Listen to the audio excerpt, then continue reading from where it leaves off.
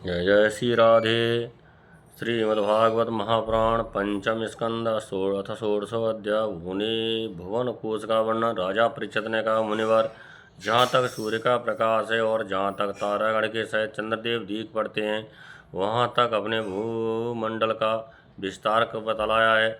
उसमें भी आपने बतलाया कि महाराज प्रियव्रत के रथ के पहियों की 7 लगी लीकों से 7 समुद्र बन गए थे ऋतु की, जिनके कारण इस भूमंडल में 7 द्वीपों का विभाग हुआ। अतः भगवान, अब मैं इन सब का परिणाम और लक्षणों के सहित पूरा विवरण जानना चाहता हूँ, क्योंकि जो मन भगवान के इस ग्रह गुणमय स्थूल विग्रह में लग सकता है, उसी का उनके वासुदेव संज्ञ स्वयं प्रकाश निर्गुण ब्रह्म रूप सूक्ष्मतम स्वरूप में भी लगना संभव है। अतः गुरुवर, इस विषय का विशद रूप से वर्णन करने की कृपा कीजिए।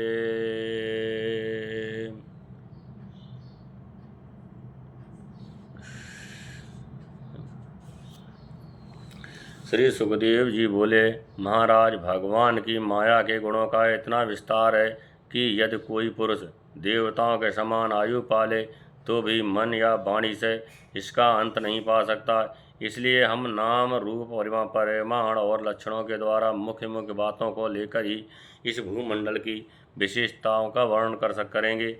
ये जम्बू द्वीप जिसमें हम रहते हैं, भूमंडल रूप कमल के कोश स्थानीय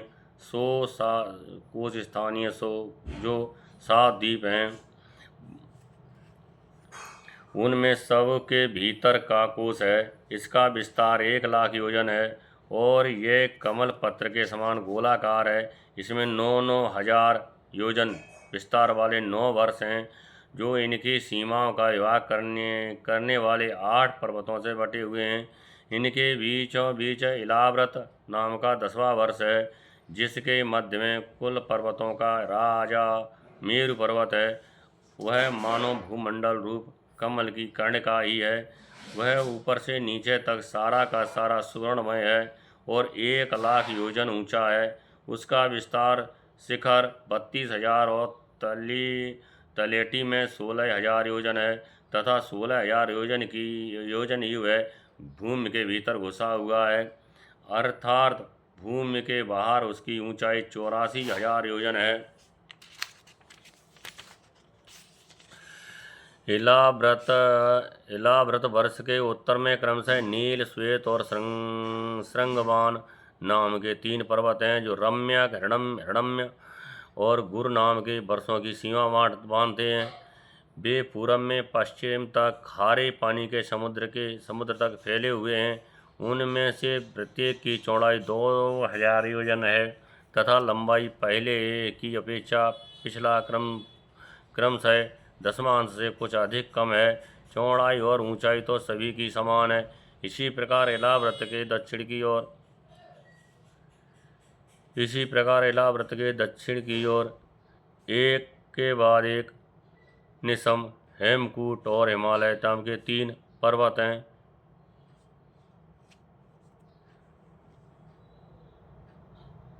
नीलाद पर्वतों के समान ये भी पूर्व पश्चिम की ओर फैले हुए हैं और 10,000 योजन ऊंचे हैं। इनसे क्रमशः हरिवर्ष, किमपुरुष और भारतवर्ष की सीमाओं का विभाग होता है। इलाव्रत के पूर्व और पश्चिमी और उत्तर में नील पर्वत और दक्षिण में निषद पर्वत तक फैले हुए गंधमादन और माल्यवान नाम के 2 पर्वत हैं। इनकी चौड़ाई 2,000 हजार योजन है और ये भाद्रस्व एवं केतुमाल नामक 2 वर्षों की सीमा निश्चित करते हैं। इनके सिवा मंदर, मेरु मंदर, सुपार्श्व और कुमुद, ये 4-10,000 योजन ऊंचे और उतने ही चौड़े पर्वत मेरु पर्वत की आधारभूता धूनियों के समान बने हुए हैं। इन चारों के ऊपर इनकी ध्वजाओं के समान क्रमशः आम, जामुन, कदम और बड़ के 4 पेड़ हैं। इनमें से प्रत्येक 1100 योजन ऊंचा है और इतना ही इनकी शाखाओं का विस्तार है। इनकी मोटाई 100 योजन है। भरतश्रेष्ठ, इन पर्वतों पर 4 सरोवर भी हैं, जो क्रमशः दूध, मधु, ईख के रस और मीठे जल से भरे हुए हैं। इनका सेवन करने वाले यक्ष, किन्नर, उपदेवों को स्वभाव से ही योग सिद्धियाँ प्राप्त हैं। इन पर क्रमशः नंदन, चेतरथ, बेभ्राजक और सर्वतोभद्र नाम के 4 दिव्य उपवन भी हैं।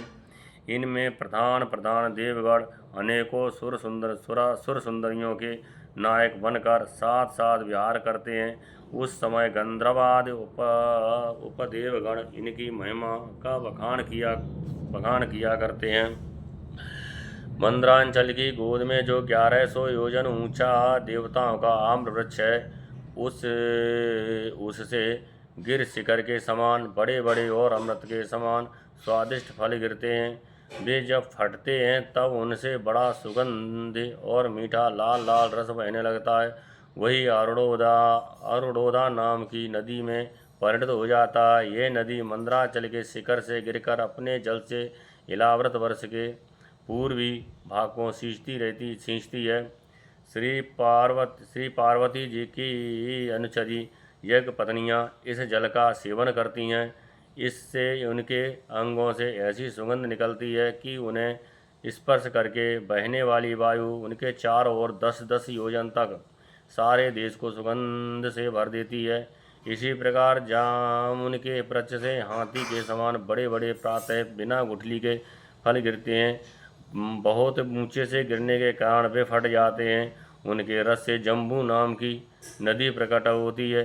ये मेरु मंदर पर्वत के 10,000 योजन ऊंचे शिखर से गिरकर इलाव्रत के दक्षिण भूभाग को सींचती है। उस नदी के दोनों किनारों की मिट्टी उस रस से भीग कर जब वायु और सूर्य के संयोग से सूख जाती है, तब वही देवलोक को विभूषित करने वाला जम्बुनद नाम का सोना बन जाती है। इसे देवता और गंधर्वाद अपनी तीक्ष्ण स्त्रियों के सहित मुकुट, कंकड़ और करधनी आदि आभूषणों के रूप में धारण करते हैं। सुपार्श्व पर्वत पर जो विशाल कदम वृक्ष है, उसके 5 कोटरों से मधु की 5 धाराएं निकलती हैं, जिनकी मोटाई 5 पुर से जितनी है। ये सुपार्श्व के शिखर से गिरकर इलाव्रत के पश्चिमी भाग को अपनी सुगंध से सुवासित करती हैं। जो लोग इनका मधुपान करते हैं, उनके मुख से निकली हुई वायु अपने चारों ओर 100 योजन तक इसकी महक फैला देती है। इसी प्रकार कुमुद पर्वत पर जो शतवल्स नाम का वटवृक्ष है, उसकी जटाओं से नीचे की ओर बहने वाले अनेक नद निकलते हैं। वे सब इच्छा अनुसार भोग देने वाले हैं। उनमें दूध, दही, मधु, घृत, गुड़, अन्न, वस्त्र, शैया, आसन और आभूषण आदि सभी पदार्थ मिल सकते हैं। ये सब कुमुद के शिखर से गिरकर पिलापू व्रत के उत्तरी भूभागों को सींचते हैं। इनके दिए हुए पदार्थों का उपभोग करने से वहाँ की प्रजा की त्वचा में झुर्रियाँ पड़ जाना, बाल पक जाना, थकान होना, शरीर में पसीना आना तथा दुर्गंध निकलना, बुढ़ापा, रोग, मृत्यु, सर्दी, गर्मी की पीड़ा, शरीर का कांतिहीन हो जाना तथा अंगों का टूटना आदि कष्ट कभी नहीं सताते और उन्हें जीवन पर्यंत पूरा सुख प्राप्त होता है। राजन, कमल की कर्णिका के चारों ओर जैसे केसर होता है, उसी प्रकार मेरु के मूल देश में उसके चारों ओर कुरंग, कुरर, कुसुम्भ, बैंकक, त्रिकूट, शिशिर, पतंग, रुचक, निषद, श्रीनिवास, कपिल, शंख, मैधुर, जारुद, हंस, ऋषभ, नाग, कालंजर और नारद आदि 20 पर्वत और हैं। इनके सिवा मेरु के पूर्व की ओर जठर और देवकूट नाम के 2 पर्वत हैं, जो 18,000 योजन लंबे तथा 2,000 योजन चौड़े और ऊंचे हैं। इसी प्रकार पश्चिम की ओर पवन और पारयात्र, दक्षिण की ओर कैलाश और करवीर तथा उत्तर की ओर